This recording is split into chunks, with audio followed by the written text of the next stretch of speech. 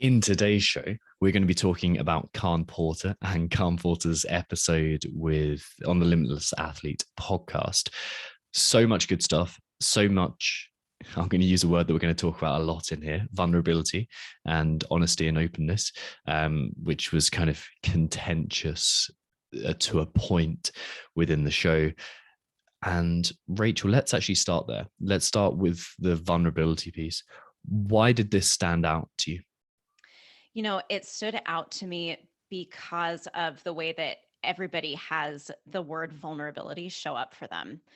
When we hear the word vulnerability, everybody kind of clamps up a little bit. So if we think about being vulnerable, what we're doing, whether it's as Khan was talking about, sharing our struggles, sharing the things about ourselves that make us really nervous to share, or whether it's in a workout where we are being vulnerable by giving our best effort, those are both risks that we take. Risk taking in these specific settings, they expose us to the potential for shame. And when we choose to be vulnerable, we're often afraid of appearing weak. In fact, vulnerability is how we build courage. You actually cannot have courage without being vulnerable. True courage comes from vulnerability. So that stood out to me because Khan's struggle with the word vulnerability is the way that we all struggle with vulnerability.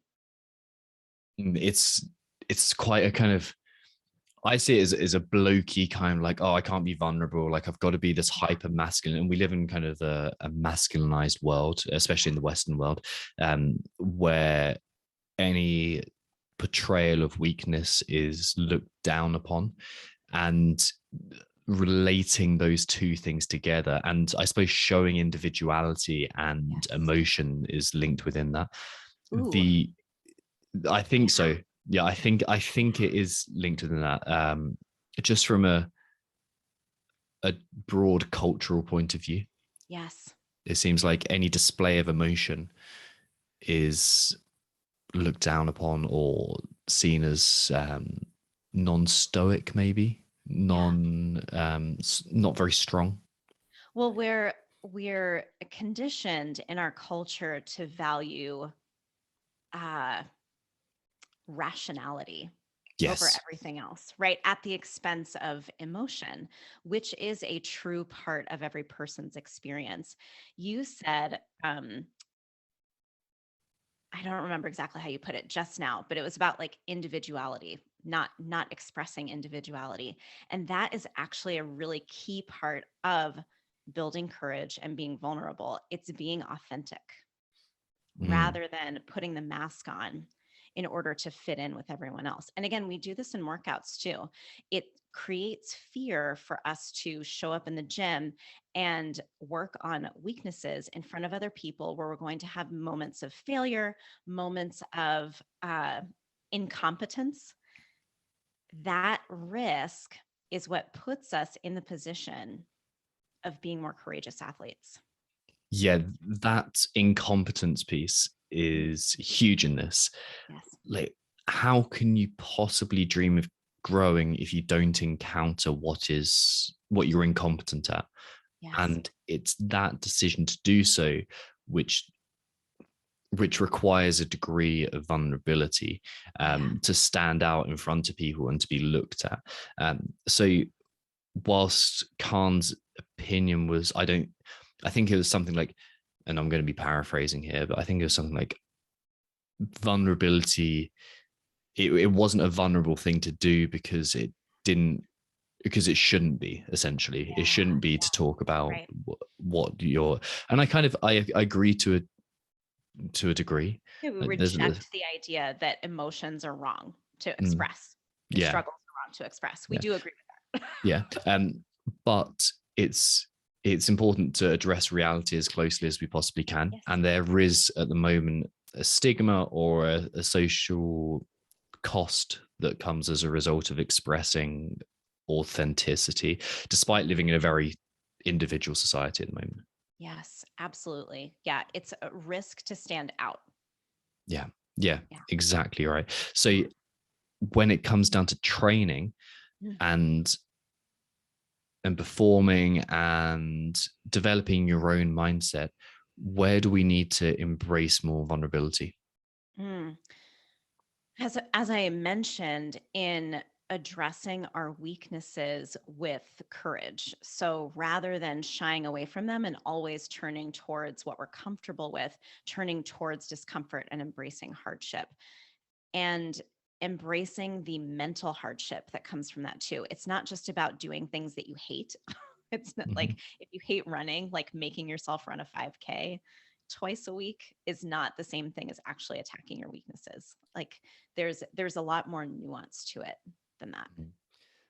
There's this beautiful idea that I think applies so well to what you just brought up there, which is that courage is the only character skill that you can fake, and it's just as valid as whether you're feeling it truly.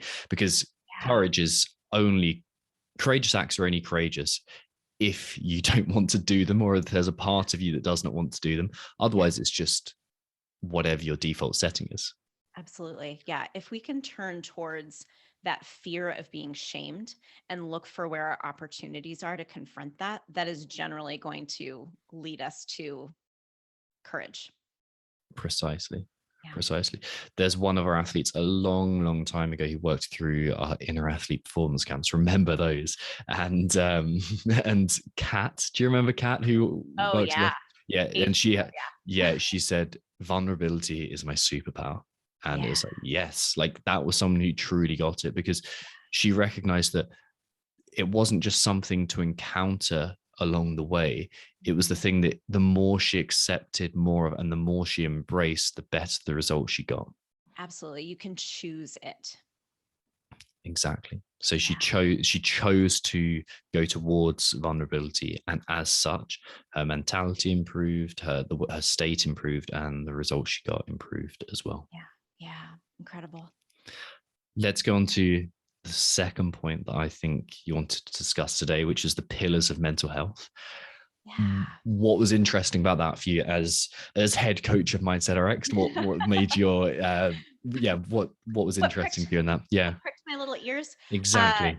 yeah, so Khan is describing pillars of mental health, and it's a hierarchy that I found really interesting and was sort of mentally exploring after I was listening to the episode. So he starts with self awareness, which I definitely believe is true. And that's why our methodology begins with the testing phase. It really is about building awareness of the stories that limit you and your potential. So self awareness as like the base of the pyramid, that's the first step. And I like too that he has this as pillars because it's not like you have self awareness and then you don't have to think about it anymore. You keep having to build more self awareness as you travel this road. Then he had self acceptance. And this is what he described as the vulnerability piece. Self acceptance is when you give yourself permission to share your vulnerabilities, share the things that are risky to share. And I think that's kind of cool. I really like that idea because it is essentially saying this is who I am, this is my authentic self and it's worth sharing. Then from there is self-love, and for him self-love he describes as being aware of your values, goals and desires and also pursuing them. So you have to do both things. And I like how that's action oriented. It's not enough to just achieve self actualization or nirvana and you have self love and now you're just this being of light running through the world. You're acting on your highest desires and goals. I really like the acceptance piece in there, because there Mm. seems to be this idea that you'll note what's up and you'll go, okay, that's my vulnerability piece done. Like, oh, sorry, that's my awareness piece done. I'm now aware of what's going wrong, and then things are just going to change. Yeah, But the right. acceptance of, okay, I'm going to put that out into the world, and not even in a way of like, okay, yeah, maybe you're talking about it, maybe you're talking about this is what I'm struggling with, but more to the point, you are going out of your way to do something about it, and you are kind of addressing it, and you're willing to confront it. That's really important for everyone to do as well. So there's that middle ground with the acceptance piece in there. Yeah. Yeah. That's so interesting. Brene Brown's book, Braving the Wilderness, is about what she describes in her research as true belonging. True belonging is not having a sense of belonging from other people, it's a sense of belonging to ourselves. So that self-acceptance piece, having true belonging to ourselves, that is tied to being able to live authentically in the world, to stand your ground when you have something to say, to, like, again, part of the self-love piece, to act on your values even when it's a risk to you. Beautiful. Yeah. Sweet. Yeah. When we're thinking about application of pillars, how do you think we go about it? Actually, I'm gonna trample over my own question and give you time to think at the same time.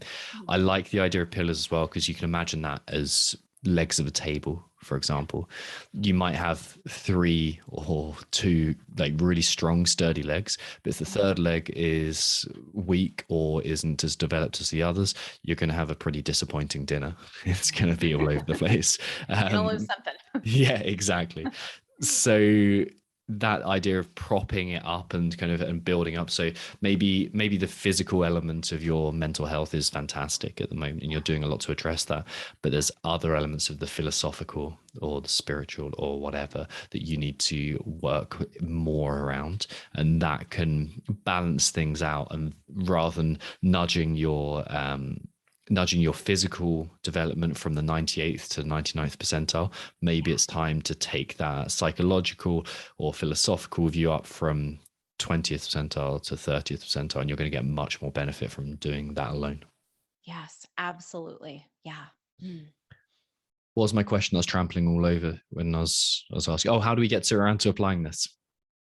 So as I said, self-awareness is done through the testing phase of our methodology. So testing is the act of typically a journaling practice that allows us to build the practice of thinking about our thinking.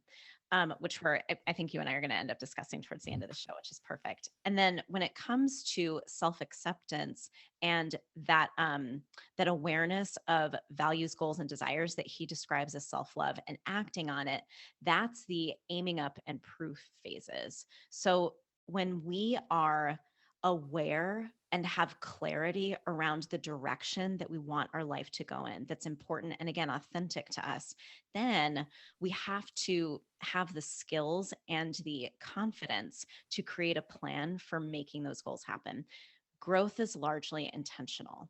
So if we go about our lives unintentionally without a high level of consciousness, we're going to find that we're kind of moving in a direction that's not very important to us. We feel very disconnected from what we're working really hard towards. But if we have that clarity, if we have a really clear 3-year vision, if we have a really clear idea of the steps that we need to take day to day, week to week to get to that 3-year vision, that's what the aiming up phase is. And then proof is really just executing the plan and creating the proof for ourselves that builds the confidence that we need to have that self-acceptance and what he describes as self-love. Yeah. And then reminding yourself of that as well. Like, oh, this is what I did. And kind of, it takes so much effort to myelinate those paths, to replay those kind of those neural pathways of, oh, I did this and it felt good and it's taken me towards my goal. And then remind myself, okay, when you're going to bed at night, like, okay, I did this today and that felt good and it's taken me towards my goals. And that's what's, oh, I can't remember the guy that said the quote. But anyway, it's repetition and emotion are what creates change, and being able to repeat that and to add some emotion just thickens that neural connection and just gives you that what fires together wires together, right? That's the other way of saying it. So the more you promote that, the better. The more you remind yourself of it, the better. There was a phrase in there: growth is largely intentional. Love that. Yeah. Tell me more about that. What does that mean? Well, misfortune befalls all of us, doesn't it? But it's a choice to grow from it rather than reinforce the negative stories that we've been telling ourselves all of our lives. It's that simple. Mm-hmm. Right? Ideal. I mean, it happens in workouts. Misfortune befalls us. And if we're and if we're unprepared for moments to accept challenge rather than feel as though we're being threatened by whatever, again, misfortune is befalling us, then yeah, we'll lose the opportunity to grow from it. Yeah, and it seems obvious to say, but it's worth pointing out that it happens when you're thinking about meal prepping and life gets in the way or work overruns. And it happens in competition when you forget something or you miss your transport. And it happens in every element of life too. So Literally element of whether life. you choose to whether you choose to just accept that as something that's happened to you and accepting it as part of your victimhood or accept it as a reason to grow, Yeah. that is your choice. Yeah. 100%. Entirely your choice. We spoke about the idea there of truth and kind of it's been a central theme of this and as a part of addressing the truth and finding the truth and dealing with the truth actively. Khan spoke about this self-worth piece and placing his or finding his value in the world and the contradictory nature of what he saw when he went out into the world and what he felt as a result of that and what he was told as he was growing up. So he went out, and I think the specific example was he went out to school and he dressed a certain way and he was ridiculed. Yeah. And then he came home and he was told, well, what you're doing is just fine. And it's great. I'm not saying either of those are right or wrong, but there was a mismatch between what he was learning from the world and what he received as this is what is explicitly true. This when we talk about beliefs being created by environmental or experiential or educational or evolutionary demands, like you have that educational piece of you've been Khan in that state was explicitly told what you are doing is fine and good. And then there was the mismatch of the belief, which is came from the environmental point of view, which was kind of picked up on he was picked on at school and it wasn't great. So there were two beliefs there pushed in, but what is the truth? And I think when Khan has either managed to find the truth or finds the truth, that's where the growth lies in that. So I didn't have a question there, but I just wanted to waffle. you wanted to explore it. That's what we're here for. Yeah. Absolutely. Yeah. I'm sure I grew up during this movement too, what's called the self-esteem movement. So it's when children were kind of praised for everything, given a participation trophy. It was an extreme reaction to the way that I was actually parented, which was very disciplined. Be good all the time, be perfect or else. So, parents always have the best of intentions. It's just misguided and we didn't know what the result would be. And what the result ends up being is this idea that you can do no wrong. But then again, as Khan grew up and he was different, he was his authentic self. That's the gift that his parents gave to him. He was able to be his authentic self when he was at home. But when he left home and he was that person, it was unacceptable to the place that he was growing up and the kids he was enduring. And that led to bullying. So it means that you learn not to trust your authenticity. I think a lot of us experience that to some degree or another. I'm going to risk a difficult subject here. Yeah, let's go. Where does the value of social norms find its limit? And when does individuality become a problem? Because we're social beings, right? Yeah. We're evolved to work in a tribe and to look around and do what's good for the tribe, because the tribe as a whole is stronger than the sum of its parts. That's right. But there's an amount of individual expression that we need and is essential and is wrong to deny. So where does that find its limits? Where do we go, okay, you need to start towing the line more and doing what's right for everyone and stop standing out, or you need to express yourself more and you need to go with whatever you trust and is right for you. Yeah, yeah. This is such a tough question, and I don't think that we have the hours to like really dig into it the way that we need to. I would I would say that the crowd will always value homogeny over individuality, because it's like we were talking about with vulnerability and risk. In general, it is very threatening to experience other people's individuality. So when we're different, when we're willing to stand out and take that risk, especially as children, children don't know any better. They're basing their opinions and values off of what their parents are teaching them at home and what they're getting from school teachers. And I think that Khan brought this up too. His school teachers were a part of the problem.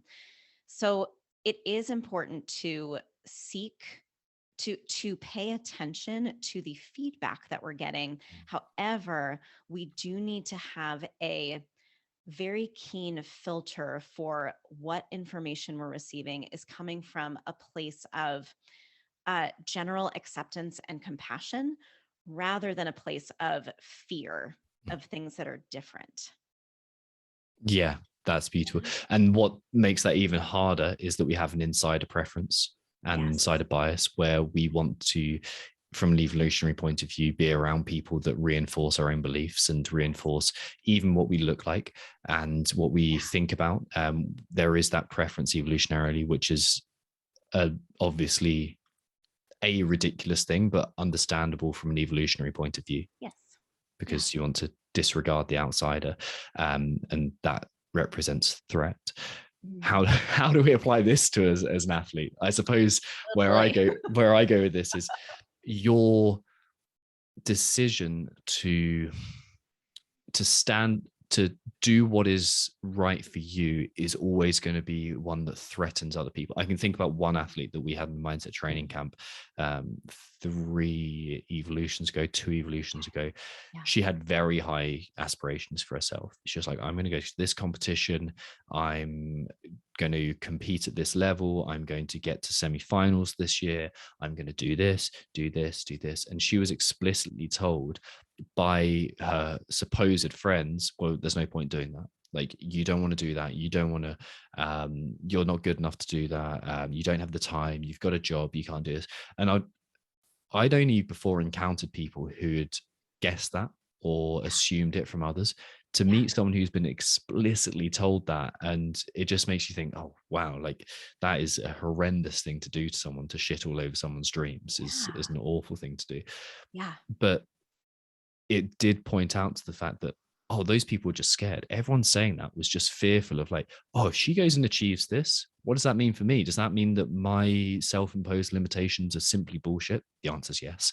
Yeah. And or does it mean that I'm doing the wrong thing for myself? Maybe. Like, it's just all those things were a representation of her fear. Sorry, of the Their outsiders' fears. fear. Yeah, their fears. And her decision to go forwards and to train at a high level, even commit to mindset training, commit to getting individual programming, commit to training twice a day. I think she started doing, like, taking her nutrition more seriously, not going out as much. Yeah. All those were risky, and to link back in, vulnerable behaviors and actions and choices, Mm. that made her stand out from the crowd. Absolutely. Any type of change that we take on is a form of vulnerability. When you step outside of your routine and everything that you've done and known before, that's absolutely a risk that we take.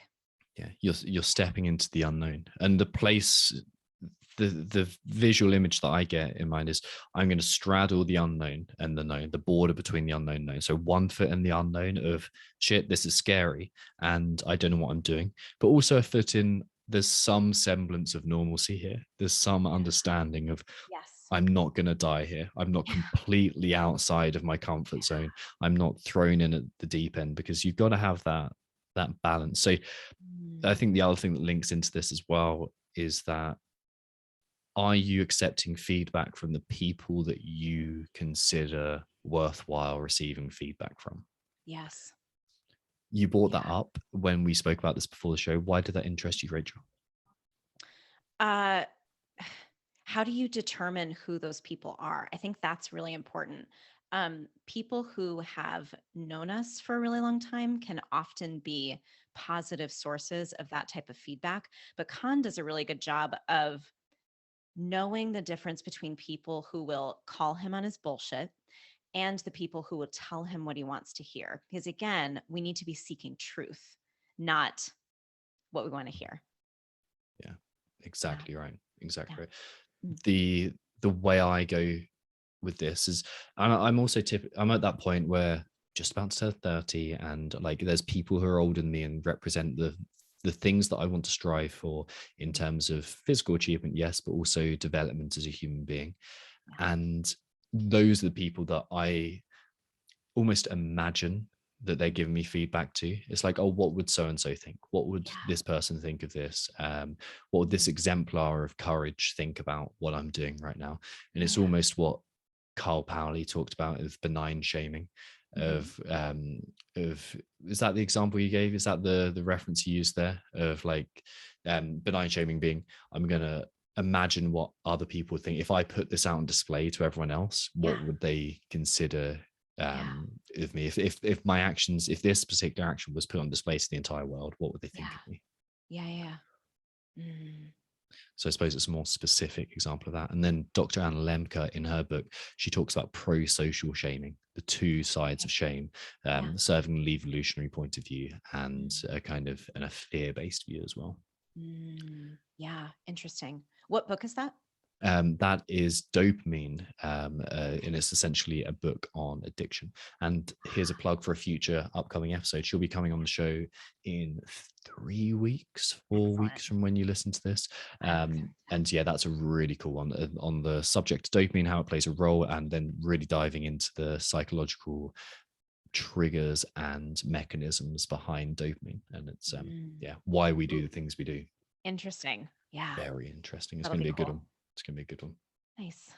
And then I suppose the place to wrap up and bring this all together is this idea of writing as an emotional purge that Khan talks about. And we actually pulled this as the quote from the show to use on social media because I thought it was very interesting to see that. And I think more people need to understand that like that can be a good way to get everything out. Mm. Why was this interesting to you, Rachel? Well, the act of writing down our thoughts can be very cathartic. Often because, especially if we're not used to really experiencing our emotions, if we typically turn to forms of numbing or soothing them by avoiding them, when we start to feel them, they can feel really overwhelming. So, getting it all out on paper can be very, very helpful to just see it all and feel like everything is a little bit less tangled than it was before. The drawback is that that's only step one to basically building a self awareness, right? That testing phase that we talk about in the Mindset Rx methodology. We do have to see what's there, but then there's an analysis piece that has to happen after in order to maximize the knowledge that we're gaining.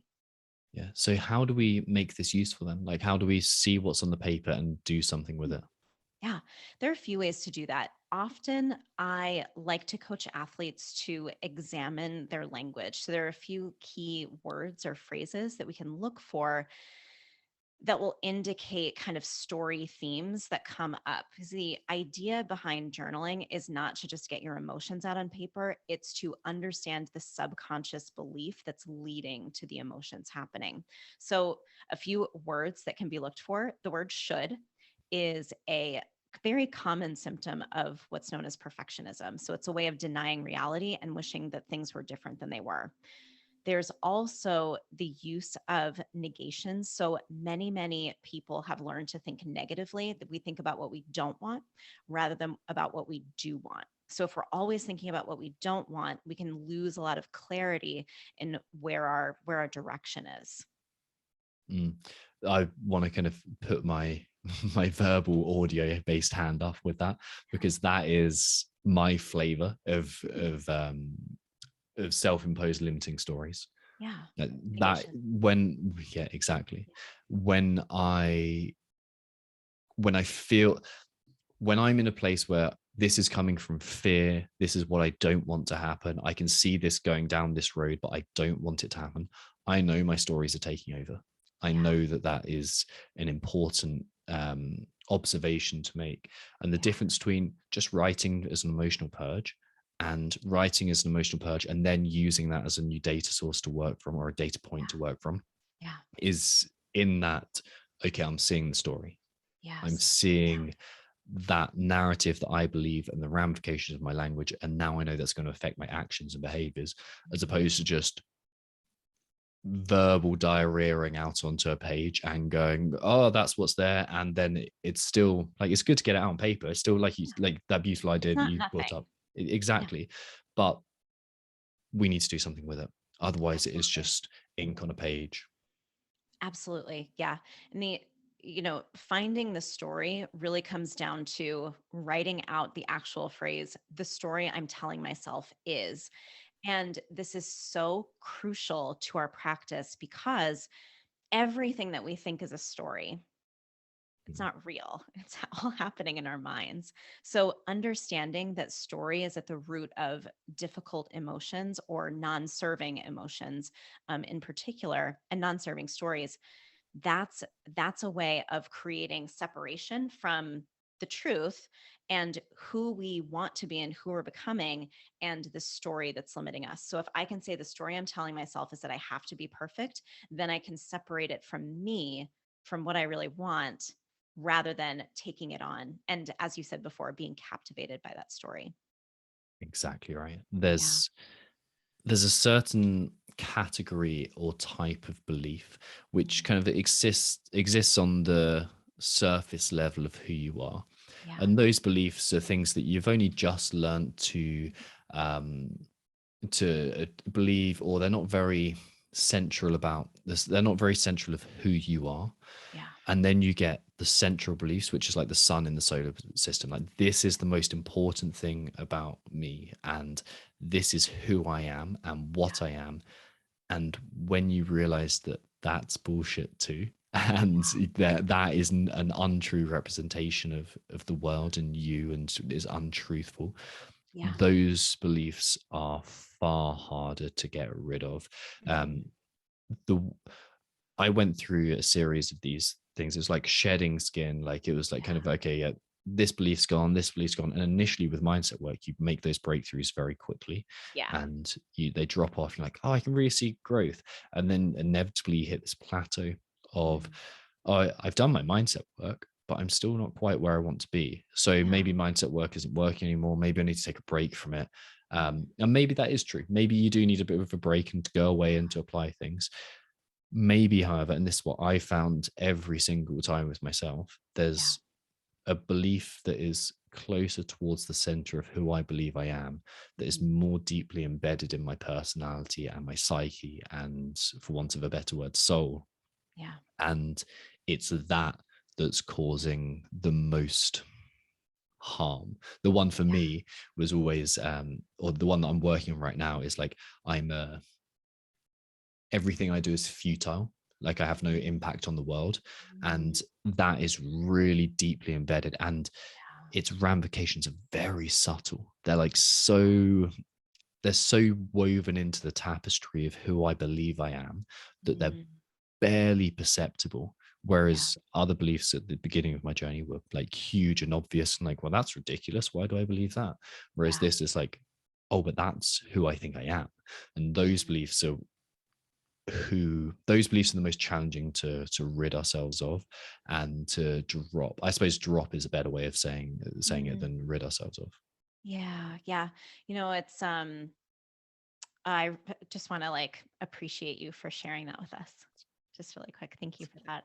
I everybody I won't say everybody. Many people will encounter exactly this, and that act of confronting the darker parts of our psyches, as we said, that really takes courage itself, because it's always something that we don't want to look at. We have so many methods. Our brains have so many methods of pushing that information away and avoiding it.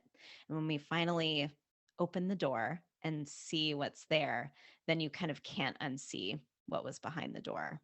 If only there was a method to do this, Rachel. If only there was a new and available system to do exactly this. Um, who'd have thought it? Well, Um, Good thing we're here. Good thing we're here. I think, well, we're coming to the end of our allotted time anyway, and it's probably a good time to link in Mindset Upgrade and tell Absolutely. everyone that's available, because it's our new program. It's awesome, not just because you designed it, but because it's an awesome system as a whole, and it Yeah. works. And it really works on exactly what we're talking about there. It's like, okay, what is that belief that's holding you back? Yeah. What's the one beneath that and beneath that? And what's the central one that's kind of really limiting you? And then how do we go on dropping that and moving beyond it? Could you tell me a little bit about how the course unfolds, how Mindset Upgrade unfolds, and what people will expect to feel as they go through this? Yeah. Well, the Mindset Upgrade is a fully self led course. It includes video modules to teach whoever signs up, athletes and otherwise, about what mindset is. And then it walks us through the methodology of Mindset Rx'd. So we've been talking about testing, aiming up, proof, positivity, presence. It walks us through this entire process, specifically regarding one challenge that you're facing. So it's very targeted. It's also repeatable. So the process works for multi layers of challenges that we may be facing. I think what you said right at the beginning there is worth pulling out again.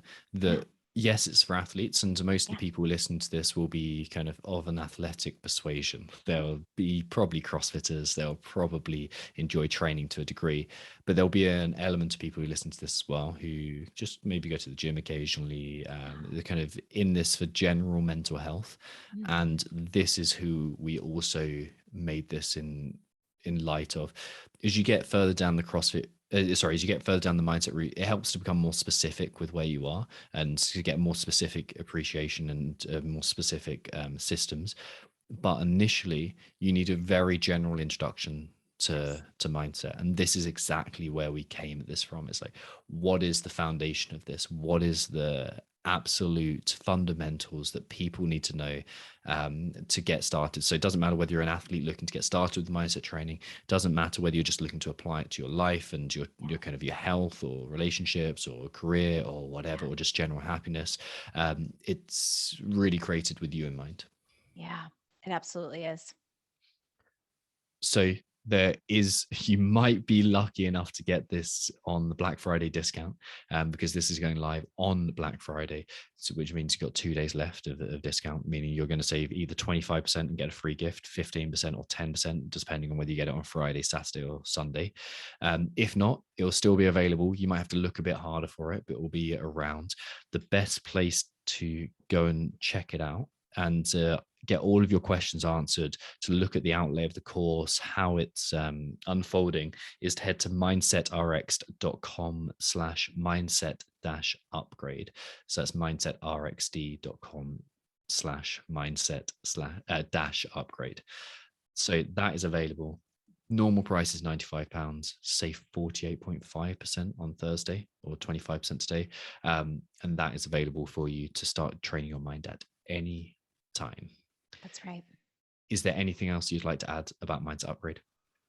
Ooh, just sign up for it. It's a really, really good deal, life changing. And as with everything, we offer our 110% guarantee as well. So you literally can't lose money on it. You either think it's worth the price you pay or more, or within 30 days, say you didn't like it and we give you money back plus an extra 10%, because we're cool like that. We're so cool. So cool. I think anyone who says they're cool automatically means that it's not cool. It's like the same way if I listen to rap music, I know it's not cool anymore. I'm a very uncool person. Anyway, what a great place to end. Sign up for Mindset Upgrade, and we shall see you all very soon.